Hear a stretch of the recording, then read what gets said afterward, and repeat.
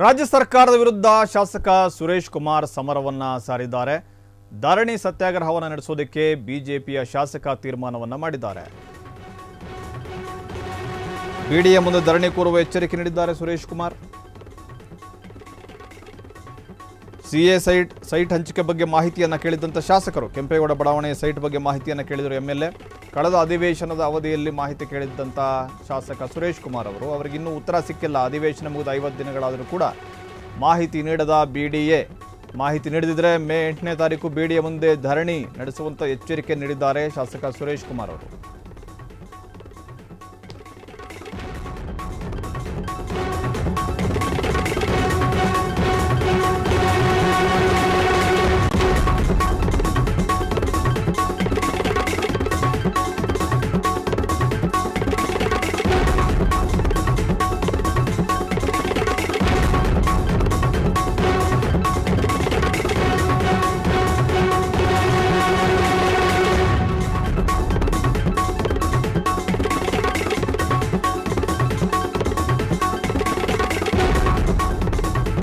ರಾಜ್ಯ ಸರ್ಕಾರದ ವಿರುದ್ಧ ಶಾಸಕ ಸುರೇಶ್ ಕುಮಾರ್ ಸಮರ ಸಾರಿದ್ದಾರೆ. ಬಿಡಿಎ ಮುಂದೆ ಧರಣಿ ಕೂರುವ ಎಚ್ಚರಿಕೆ ನೀಡಿದ್ದಾರೆ ಸುರೇಶ್ ಕುಮಾರ್.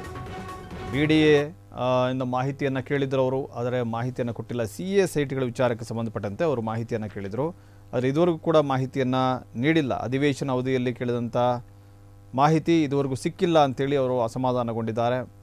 ಮಾಹಿತಿಯನ್ನು ಕೊಡದೆ ಹೋದರೆ ಮೇ 8ನೇ ತಾರೀಕು ಬಿಡಿಎ ಮುಂದೆನೇ ಧರಣಿ ಕೂರುವಂಥ ಎಚ್ಚರಿಕೆಯನ್ನು ಸುರೇಶ್ ಕುಮಾರ್ ಅವರು ಈಗ ನೀಡಿದ್ದಾರೆ.